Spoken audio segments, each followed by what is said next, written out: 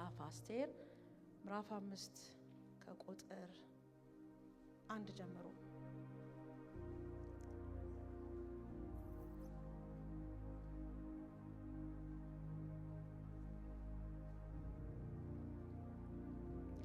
በሶስተኛውም ቀን አስቴር ልብሰ መንግስቷን ለብሳ በንጉሱ ቤት ትይዩ በንጉሱ ቤት በውስጠኛው ወለል ቆመች።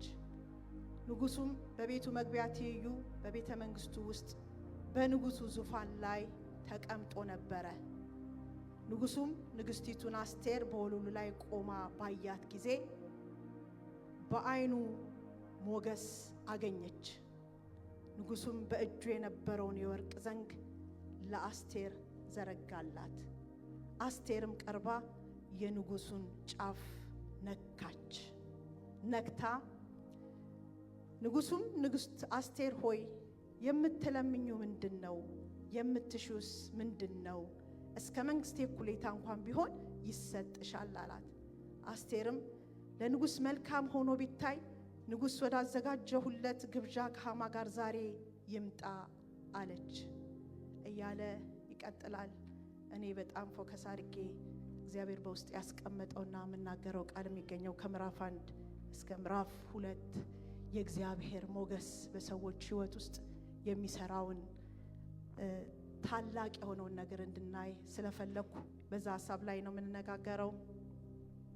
እንዲሁ ግን እንደ ወፍ በረር የአስቴርን መጽሐፍ ስንመለከተው የአስቴር መጽሐፍ ብዙ ነገር የተገለጠበት ግን ምንም አይነት እግዚአብሔር ብሎ የተጠራ ነገር የሌለበት መጽሐፍ እንደሆነ ከመጽሐፎቹ ለየት ያደርገዋል የአስቴርን መጽሐፍ።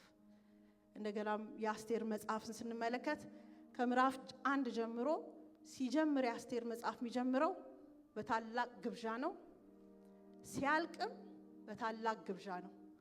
መሃል ላይ ግን ብዙ ምጦች፣ ብዙ አስጨናቂ ጉዳዮች፣ ብዙ ጾሞች፣ ጸሎቶች፣ እግዚአብሔርም ብዙ የተፈለገበት ጉዳዮች እንዳሉ እናውቃለን። ግን ሲጀምር በታላቅ ግብዣ ይጀምራል፣ ሲጠናቀቅም በግብዣ ይጠናቀቃል። እንደዚህና ሌሎች የመሳሰሉ ብዙ ሐሳቦች ይኖሩታል። እኔ ለጊዜው ያየሁት እነዛን ስለሆነ ነው። እና በዚህ ውስጥ ግን እግዚአብሔር በአስቴር ላይ ያደረገው የሰራው ሞገስ ምን ነገሮችን እንደሰባበረ የምናይበት ብዙ ሐሳቦች አሉ። ከዛ በፊት ግን ሞገስ ሁላችንም እንደምናውቀው ሞገስ ራሱ ምንድነው? ሞገስ በጥረታችን በጉልበታችን እኔ እንዲያርጌው ነው ብለን የማንለው ነገር እግዚአብሔር ግን እንዲሁ በቸርነት በምህረት የሚደረግ ነገር ሞገስ እንለዋለን አይደለ? ለምሳሌ ደህንነታችንን ያገኘነውን ይሄንን የዘላለም ህይወት እኔ በጣም በብዙ ጥረት ደክሜ ሰማይ ወጥቼ ቧጥጬ ወርጄ እንደዛ ሆኜ ነው ያገኘሁት የሚል ሰው አለ? የለም። ያገኘነውን የዘላለም ህይወት እንዲሁ በጸጋ ዳንን። ሃሌሉያ! ወደደን። በቃ እግዚአብሔር ወደደን። ቸርነትና ምህረት ለኛ ሊያደርግ ፈለገ። ለዚህም ሐሳብ ይሆን ዘንድ በጣም ደስ የሚለኝ ቃል ስላለ ኤፌሶን 2ን እንዴት እንደተወደድን ያንን ሐሳብ የመጀመሪያውን ሞገስ ያገኘንበትን ሐሳብ ሄደን እንድናነበው ፈልጋለሁ።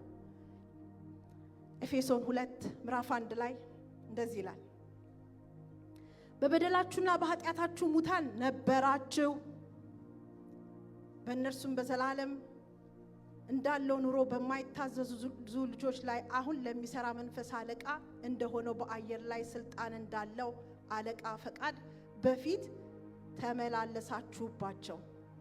በእነዚህም ልጆች መካከል